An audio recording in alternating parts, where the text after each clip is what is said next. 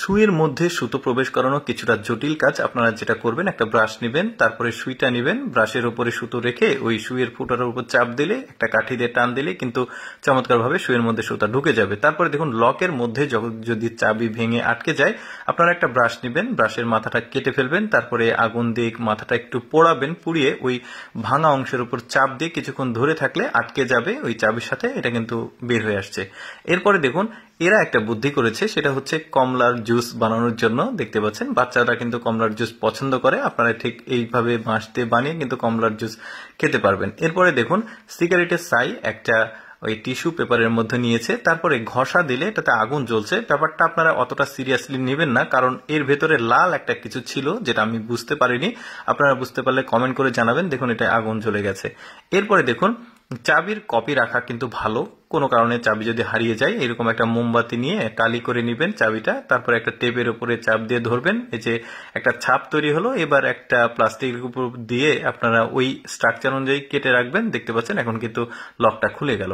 এরপর দেখুন বেসিনের যে পাইপ থাকে, ওই পাইপের মধ্যে অনেক সময় ময়লা জমে, পানি কিন্তু বন্ধ হয়ে যায়। আপনারা যেটা করবেন, এরকম একটা ছোট্ট বাচ্চাদের বেলুন নেবেন, তারপরে বেলুনটাকে এভাবে কেটে এই যে বোতলটা এখন চাপ দিলে এই যে ময়লাগুলো বের হয়ে আসবে। এটা একটা রং দিয়ে ময়লাকে বোঝানো হয়েছে।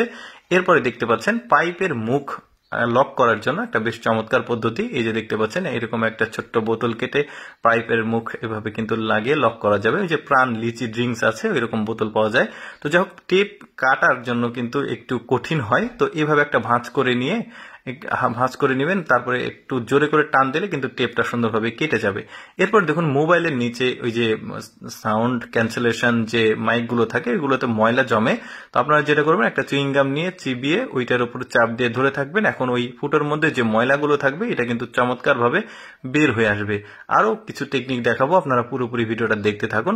যেমন এইটা কিন্তু আবার ইলেকট্রিশিয়ান যারা আছে, কারেন্টের কাজ করে, তাদের জন্য দরকার হবে। ওই যে দরজার যে মানে লকটা থাকে ওইটা নিয়ে, তারপরে ওই যে রেজারের যে ব্লেডটা থাকে ওইটা এটার সঙ্গে লাগালে এটা সুন্দরভাবে তার কিন্তু এখন কাটা যাবে। যারা কারেন্টের কাজ করে তাদের কিন্তু এটা প্রয়োজন হবে।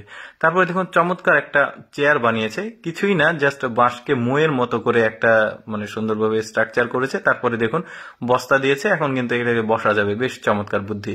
এরপরে আপনার এরকম কোনো জিনিস যদি কোনো গর্তে পড়ে যায়, কোনো এমন চিপাতে পড়েছে যেখান থেকে আপনি তুলতে পারবেন না, তো এরকম একটা দড়ি বানিয়ে নেবেন, এক পাশে ফাঁস দিবেন আর এক পাশে গিট্টু দিবেন। এখন ওই ফাঁসের মধ্যে গিট্টুটা দিয়ে ওই লকের সাথে লাগিয়ে টান দিলে কিন্তু উঠে আসবে জিনিসটা। পদ্ধতিটা কিন্তু চমৎকার।